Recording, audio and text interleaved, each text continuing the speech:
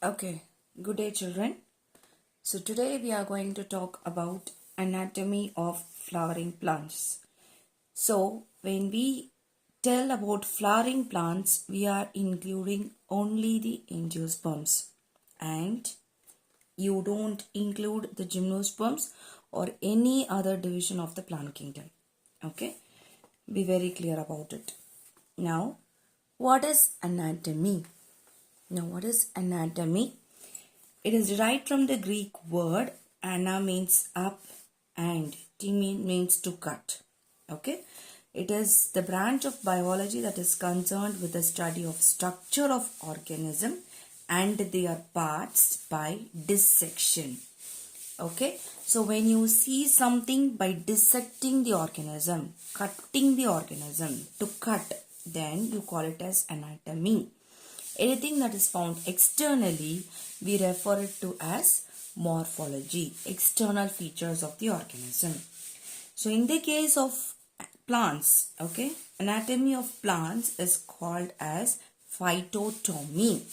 Anatomy of plants have specific name called as what? Phytotomy.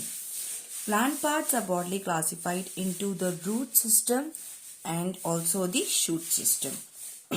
Now coming to the root system.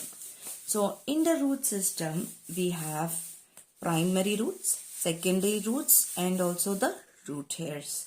Now the shoot system consists of the stem, leaves, flowers, buds and also the fruits. Okay. So these are the two main systems that is found in the plants. What are they? The root system and the shoot system. Okay. So first going on to the root system, the stem, the seeds of the plants germinates to form the radicle. So the first to form the structure from the seed is called as what? It is called as the radicle. So the radicle develops into the roots. Okay. So the root system is of two major types, that is the taproot system and the fibrous root system. So we have the taproot system and the fibrous root system. Now, you might have doubts about the adventitious root system. That will be dealing in the modifications of the root, not right now. So, the root system of two major types, taproot system and the fibrous root system. Get this point very clear. Now, moving to the structure of the roots. Okay.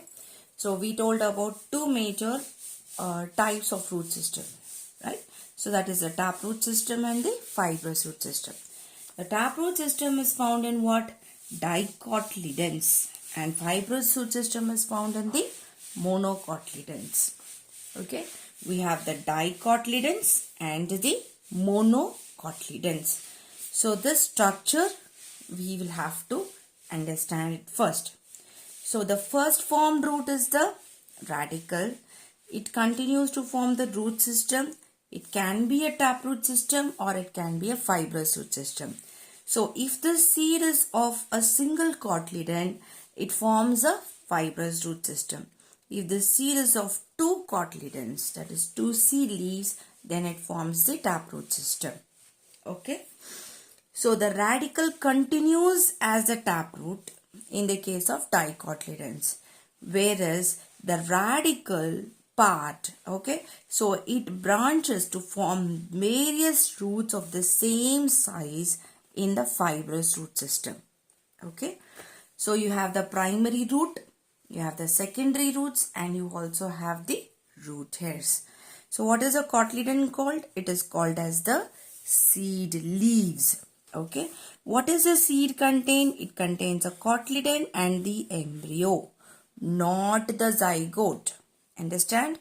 It consists of the cotyledon and the embryo. It is not a single cell. It is a group of cells. Okay. So a quick recall. So we are talking about the anatomy of flowering plants, which includes only the angiosperms. Ana means a Greek word. Ana means up and temi means to cut.